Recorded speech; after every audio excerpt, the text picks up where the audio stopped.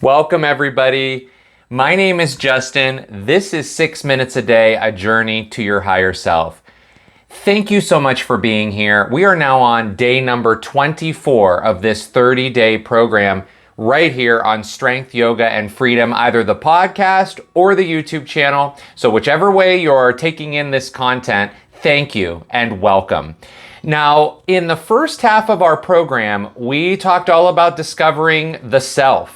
And in the second part of the program, about days 15, 16, and on, we are now talking about dealing with other people. And today's topic is very, very, very important when it comes to dealing with other people. We've been talking a lot over the past maybe 6, 7 days now about what to do when we're at work, maybe setting boundaries with people and interacting with people kind of on a personal level. Well, today we're going to be talking about social media, which for a lot of folks is a big outlet, right? We spend a lot of time scrolling through the phone, or maybe you have a tablet that you use, or you're on your computer, whatever way you use it. Social media obviously has become a huge part of our life, and in the past couple years, even more prevalent with all the stuff that's been going on out there in the world. But I want to talk today about how social media affects you on the level of making some changes to allow yourself to continue to move forward, busting through anxiety, busting through depression, busting through all of those old nasty habits that you may have had before that you're starting to find your way out of. So let's talk about that. The first thing I want to say about social media is this. Social media is not about everybody else. It's about you.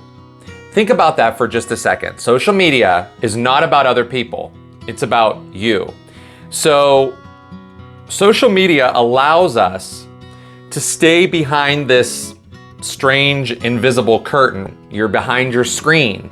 And so sometimes that will allow folks out there to give unsolicited opinions, unsolicited advice, or unsolicited comments on things that you might post on your social media, or things that they see on their social media, and then they repost and comment and share things.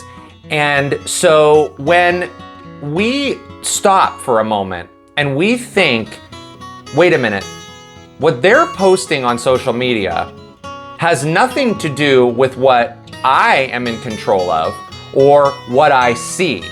Because social media is about what you want to see, not about what you have to see. So let's talk about that. Often we may say things or we may think things when we're on our phones or looking at social media like, oh my God, I can't believe they posted that. Or, oh, I'm so tired of that because they're always putting up political posts. Or, gosh, I don't know why Sally never likes my posts, but she likes other people's posts. And gosh, the comments they leave on all of these pages or other people's posts are so rude or so inappropriate. You may have seen that or thought that or spoken those words to someone else when you're referring to other people's social media. Just because you do not engage with other people's posts on social media does not mean that you don't like them or you're trying to judge them. Because remember, what other people do is out of your control. So you have to figure out a way to make your social media best for your lifestyle. If you allow your social media to revolve around everybody else, all that does is prohibit you from moving forward because you get blocked in all the triggers. And we're going to talk about triggers in a moment. You may need to take some time to do an unfollow day or an unfollow week, or maybe you do a little bit of unfollowing every day. And I'm not suggesting that you completely unfriend everybody or block everything. You can do that if you need to do that, but unfollowing people turns your social media into the social media that will allow you to see what you want to see and allow only positive things into your brain instead of triggers, which start the anxiety loops again and start the fear and start the dread and start the worrying. So you may need to start unfollowing people or public figures or businesses or groups that do not align themselves to where you are in your life. And that's okay that they don't. You're in a place in your life right now where you only want or need or can see things that are going to be beneficial for your personal growth.